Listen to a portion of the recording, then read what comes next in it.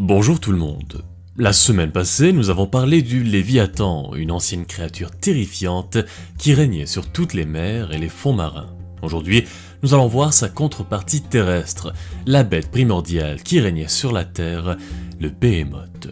Tout comme le Léviathan, le Béhémoth est lui aussi mentionné pour la toute première fois dans le livre de Job. Pour vous mettre en contexte, le livre de Job raconte l'histoire d'un homme de famille juste et bon, nommé Job, qui apprend très vite, en traversant une série d'épreuves très difficiles, la grande nécessité d'avoir la foi envers la sagesse et le pouvoir infini de Dieu. Donc, dans le 40e chapitre du livre, Dieu s'adresse directement à Job en lui posant une série de questions sur la création du monde et le fonctionnement de l'univers, et il finit par mentionner deux créatures mythiques, le Léviathan et le Béhémoth. Il décrit ce dernier comme un monstre immense et très puissant qui agit un peu comme un symbole de son pouvoir infini et de sa volonté divine. Voici l'extrait où justement il présente la bête biblique à Job. Vois donc Béhémoth, je l'ai fait tout comme toi. Comme le bœuf, il mange de l'herbe. Vois donc, sa force est dans ses reins et sa vigueur dans les muscles de son ventre. Il se raidit comme un cèdre, les nerfs de ses cuisses s'entrelacent. Ses os sont des tubes de bronze, ses membres comme des barres de fer. C'est lui la première des œuvres de Dieu, son créateur lui fournit un glaive. Les montagnes lui paient leur tribut, ainsi que toutes les bêtes sauvages qui s'y abattent. Pour certains, cette description de la bête mythique de la terre est un témoignage de la puissance et de la majesté du monde naturel qui nous entoure, mais aussi de l'immensité de la création divine qui dépasse de loin la compréhension humaine. Il est représenté comme la bête primordiale qui régnait sur tous les animaux terrestres, tandis que le Léviathan, lui, est plutôt représenté comme le seigneur de toutes les créatures marines. D'ailleurs, son nom provient du mot hébreu Béhémoth, qui est la forme plurielle de Béhéma, qui signifie tout simplement animal, et plusieurs théories suggèrent que la créature mentionnée dans le livre de Job pourrait potentiellement faire référence à l'hippopotame.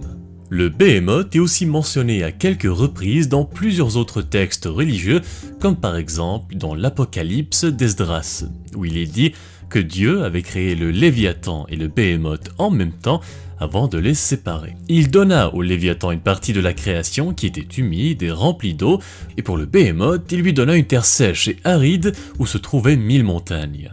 Puis dans d'autres textes du Midrash, comme par exemple dans les chapitres du rabbin Eliezer, il est mentionné que le Béhémoth et le Léviathan s'entretueront à la fin des temps dans un combat cataclysmique et que leur corps servira de festin pour tous les hommes et femmes justes sur terre. Dans d'autres écrits exégétiques juifs, qui sont en fait des recueils d'interprétations sur les écritures hébraïques, il est mentionné qu'au moment du solstice d'été, lorsque la force du Béhémoth était à son apogée, il rugissait si fort que tous les animaux sur terre pouvaient l'entendre. Et pendant une année entière, ils étaient tous effrayés et timides, et leurs actions devenaient moins féroces que leur nature ne l'était vraiment. Ce passage renforce donc la théorie comme quoi le Béhémoth agit un peu comme le roi des animaux terrestres, car à lui seul, il est capable de calmer et de contrôler la nature de tous les animaux sur Terre, même des plus féroces et redoutables. On parle aussi du Béhémoth dans l'Apocalypse de Jean, que nous avons vu ensemble il n'y a pas si longtemps lorsque nous avons parlé des 4 cavaliers de l'Apocalypse. Dans le texte, Jean décrit en détail l'une de ses visions où il dit voir apparaître des fonds marins le puissant Léviathan. Puis tout de suite après, il voit le Béhémoth faire son entrée. Voici l'extrait qui souligne justement ce moment. Puis j'ai vu monter de la terre une autre bête. Elle avait 2 cornes comme un agneau, et elle parlait comme un dragon. Elle exerce tout le pouvoir de la première bête en sa présence, amenant la terre et tous ceux qui l'habitent à se prosterner devant la première bête, dont la plaie mortelle a été guérie. Elle produit de grands signes jusqu'à faire descendre le feu du ciel sur la terre aux yeux des hommes. Finalement, dans le 60e chapitre du livre d'Enoch, on mentionne encore une fois la paire de monstres primordiaux, ainsi que l'endroit où ils résidaient. Or, 2 monstres ont été séparés en ce jour, un monstre femelle du nom de Léviathan, pour qu'il habite dans l'abîme des mers, au-dessus des sources des eaux, et un mâle du nom de Béhémoth, qui occupe avec sa poitrine le désert immense du nom de Dendaïn, à l'orient du jardin où demeurent les élus et les justes, où il reçut mon grand-père, le 7e depuis Adam, le premier homme qu'a fait le Seigneur des esprits. On apprend donc ici, grâce à cet extrait, que l'endroit où le Behemoth vivait se trouvait juste à l'est du jardin d'Éden et que le Léviathan et le Behemoth sont en réalité des symboles de la nature bien structurée de la création, avec une séparation claire et distincte entre les éléments de la terre et de l'eau. Tout comme pour le Léviathan, qui pour certains a été inspiré par des animaux comme le crocodile ou la baleine, le Behemoth, lui aussi, trouve des parallèles dans des créatures réelles, comme notamment l'hippopotame que j'ai mentionné plus tôt, mais aussi le rhinocéros ou encore l'éléphant. Ce sont tous les trois des animaux imposants, connus pour leur grande force, et logiquement, c'est ceux qui physiquement ressemblent le plus aux monstres de la Bible.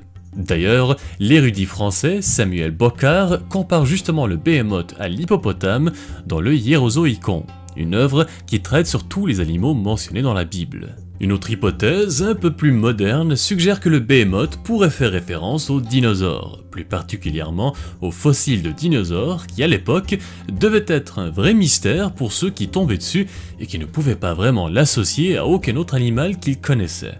Et vous, qu'est-ce que vous en pensez? Est-ce que le Behemoth fait référence à un animal qui a vraiment existé, ou est-ce que c'est complètement autre chose? Si vous avez des idées ou des théories sur ce qui a bien pu inspirer le monstre de la Bible, je vous invite encore une fois à les partager avec nous dans les commentaires.